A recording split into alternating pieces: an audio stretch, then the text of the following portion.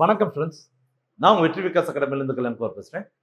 நீட்டில் ஸ்கோர் பண்ணுறதுக்கு மாணவருக்கு தடையாக இருப்பது ஃபிசிக்ஸில் இருக்கக்கூடிய ப்ராப்ளம் சம்ஸும் கெமிஸ்ட்ரியில் இருக்கக்கூடிய சில கஷ்டமான கான்செப்டும் தான். ஸோ அதை மாணவர்களுக்கு எளிமையாக புரிய வைக்கணுன்றதுக்காக தான் இந்த சீரீஸை ஸ்டார்ட் பண்ணுறோம். ஸோ நேரடியாக வீடியோக்குள்ளே போகலாம். வணக்கம் ஃப்ரெண்ட்ஸ், நம்ம ஏற்கனவே நீட் ஃபிசிக்ஸில் ஃபஸ்ட் யூனிட்டில் இருக்கக்கூடிய மிக முக்கியமான ப்ராப்ளம்ஸ் பார்த்தோம். ஸோ அதற்கு மிகப்பெரிய ஆதரவு கொடுத்தீங்க, ரொம்ப தேங்க்ஸ். சரியா? ஸோ அதில் நிறைய மாணவர்கள் என்ன கேட்டிருந்தாங்கன்னா, வாட்ஸ்அப் மூலமாகவும் கமெண்ட் மூலமாகவும், சார் அதில் இருக்கக்கூடிய கான்செப்ட்ஸை சொல்லுங்கள் அப்படின்னு சொல்லி கேட்டிருந்தாங்க. ஸோ செகண்ட் யூனிட் மோஷன் இன் ஸ்ட்ரெயிட் லைன், சரிங்களா, அதில் இருக்கக்கூடிய மிக முக்கியமான கான்செப்டை கொஞ்சம் டிஃப்ரெண்ட் வேல நம்ம நடத்தலாம் அப்படின்னு சொல்லி வச்சுருக்கோம். ஸோ இது ஒரு அசஸ்டன் அண்ட் ரீசன் பேஸில் நம்ம நடத்திடுவோம். சரிங்களா ஃப்ரெண்ட்ஸ்? அதாவது ஒரு ஸ்டேட்மெண்ட் கொடுக்குறேன், அந்த ஸ்டேட்மெண்ட்டோடைய ரீசன்ஸ் என்ன, எக்ஸ்பிளனேஷன் என்ன அப்படின்றத இந்த வீடியோவில் தெளிவாக பார்க்கலாம். சரிங்களா? ஃபர்ஸ்ட் ஸ்டேட்மெண்ட் என்னன்னு பாருங்க. The speed and corresponding velocity of a vehicle are calculated 5 km per hour and 4 km per hour. சரிங்களா ஃப்ரெண்ட்ஸ்? இதில் இதை அவங்க என்ன கொடுத்துருக்காங்க, ஸ்பீடுன்னு கொடுத்துருக்காங்க.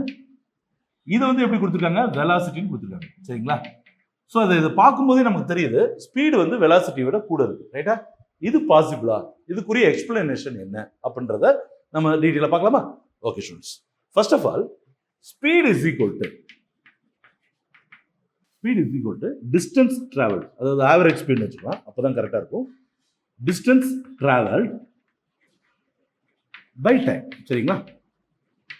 அதுவே வெலாசிட்டி, ஆவரேஜ் வெலாசிட்டியை பொறுத்த வரைக்கும்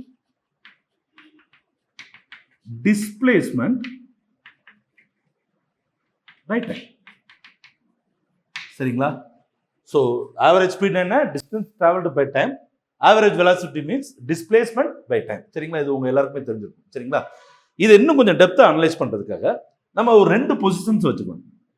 இது பொசிஷன் ஏன்னு வச்சுக்கலாம், இது பொசிஷன் பின்னு வச்சுக்கலாம். சரிங்களா? அப்போ இப்போ ஒன்றும் இல்லைங்க, இது மதுரை, இது திருச்சின்னு வச்சுக்கலாம். சரிங்களா?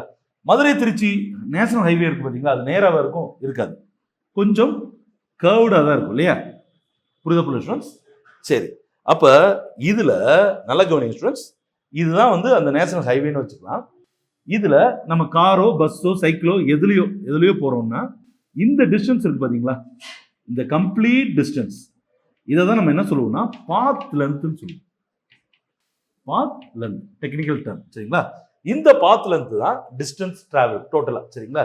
அப்போ டிஸ்பிளேஸ்மெண்ட்னா என்ன சார் அப்படின்னா, இந்த 2 பாயிண்ட்டுக்கும் நடுவில் இருக்கக்கூடிய ஷார்டஸ்ட் டிஸ்டன்ஸ் என்ன சொல்லுவோம், நம்ம டிஸ்பிளேஸ்மெண்ட்னு சொல்லுவோம். புரியுதா ஸ்டூடெண்ட்ஸ்? இப்போ 3 hours எடுத்துருக்குன்னு வச்சுக்கோங்க. 3 hours மொத்தமாக 3 hours எடுத்துருக்கு. டோட்டலாக டிஸ்டன்ஸ் 150 கிலோமீட்டர்னு வச்சுக்கலாம். இதே இந்த டிஸ்பிளேஸ்மெண்ட் எவ்வளோ வச்சுக்கலாம், 100 கிலோமீட்டர்னு வச்சுக்கலாம். சரிங்களா? அப்போ புரியுதா ஸ்டூடெண்ட்ஸ்? அப்போ ஸ்பீடுன்றது 150 டிவைட் பை 3 வரும், அதே வெலாசிட்டின்றது 100 டிவைட் பை 3 வரும். புரியுதுங்களா ஸ்டூடெண்ட்ஸ்? அப்போ இது அப்ராக்சிமேட்டாக 50 கிலோ, அப்ராக்சிமேட்டாக இல்லை, ரவுண்ட் ஆஃப் ஃபிகராகவே நம்ம பார்த்துக்கலாம், 50 km per hour வரும். இதே வெலாசிட்டி எடுத்தீங்கன்னா 33.33 வரும். சரிங்களா ஸ்டூடெண்ட்ஸ்? புரியுதுங்களா? அப்போ இதுல இருந்து நம்ம எந்த கான்செப்ட் என்ன புரிஞ்சுக்கிறோம் அப்படின்னா, 2 விதமான கான்செப்ட் அண்டர்ஸ்டாண்ட் பண்ணிக்கலாம். ஒன்று, எப்போதுமே பாத் லென்த் அல்லது டிஸ்டன்ஸ் டிராவல்னு வச்சுக்கலாம். சரிங்களா? இது எப்போதுமே கண்டிப்பாக டிஸ்பிளேஸ்மெண்ட்டை விட கூடுதலாக இருக்கலாம் அல்லது ஈக்குவலாக இருக்கலாம். புரியுதா ஸ்டூடெண்ட்ஸ்? இதுவே ஒரு ரோடு ஷார்டஸ்ட் டிஸ்டன்ஸும் அதே தான், ரோடும் அதே தான் இருக்குன்னு வச்சுக்கோங்களேன். அப்போ பாத் லென்த்தும் டிஸ்பிளேஸ்மெண்ட்டும் எப்படி இருக்கும், ஈக்குவலாக இருக்கும். ஆனால் முக்கால்வாசி நேரம் அந்த பாத் லென்த்ன்றது டிஸ்பிளேஸ்மெண்ட்டை விட கண்டிப்பாக அதிகமாக இருக்கும். சரிங்களா? அப்போ இதுலேருந்து நம்ம என்ன புரிஞ்சுக்கிறோம், எப்போதுமே பாத் லென்த் டிஸ்பிளேஸ்மெண்ட்டை விட கூடுதலாக இருக்கலாம் அல்லது ஈக்குவலாக இருக்கலாம். சரிங்களா? அப்போ இதை பேஸ் பண்ணி வர்றதுனால ஸ்பீடும் அதே மாதிரி தான் இருக்கும், greater than or equal to velocity. அதாவது வெலாசிட்டியை விட ஸ்பீடு கூடுதலாக இருக்கலாம் அல்லது ஈக்குவலாக இருக்கலாம். சரிங்களா ஸ்டூடெண்ட்ஸ்? அப்போ இந்த 2 கான்செப்ட் இதை நம்ம புரிஞ்சுக்கிறது மூலமாக நமக்கு கிடைக்குது. சரிங்களா? ஸோ அப்போ இவங்க என்ன கொடுத்துருக்காங்க, ஸ்பீடு 5 km per hour கொடுத்துருக்காங்க, வெலாசிட்டி 4 km per hour கொடுத்துருக்காங்க. சரிங்களா? அப்போ இந்த அசஸ்டன், அதாவது இந்த ஸ்டேட்மெண்ட் ட்ரூ அப்படின்றத நம்ம தெரிஞ்சுக்கிறோம். சரிங்களா ஸ்டூடெண்ட்ஸ்? ஸோ இதுதான் அதோட எக்ஸ்பிளனேஷன். புரியுதுங்களா? ஓகே ஸ்டூடெண்ட்ஸ், முதல்ல சொன்ன கான்செப்ட் உங்களுக்கு தெளிவாக புரிஞ்சுக்கணும்னு நினைக்கிறேன். அதை இன்னும் பெட்டரா புரிய வைக்கிறதுக்காக இன்னும் ஒரு ஸ்டேட்மெண்ட் சின்னதா இருக்கும். சரியா? A body may have constant speed by variable velocity. சரிங்களா?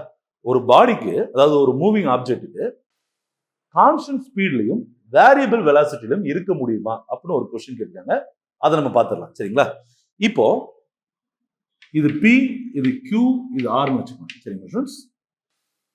ரைட்டா? ஸோ இந்த பாயிண்ட்ல இருந்து நம்மளால என்ன பண்றாரு, ஒரு கார் இருக்குன்னு வச்சுக்கோங்க. இந்த கார் வந்து ஃபார் எக்ஸாம்பிள் இது ஆல்ரெடி நம்ம என்ன எடுத்துருக்கோம், மதுரை திருச்சின்னு எடுத்துருக்கோம் இல்லையா?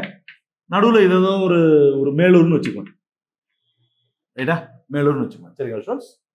இப்போ நம்ம ஆள் என்ன பண்றாரு, அருண் ஒருத்தர் நம்ம நண்பர் இந்த பாயிண்ட்ல மதுரையில இருந்து கிளம்பி மேலூருக்கு போறாரு. சரிங்களா?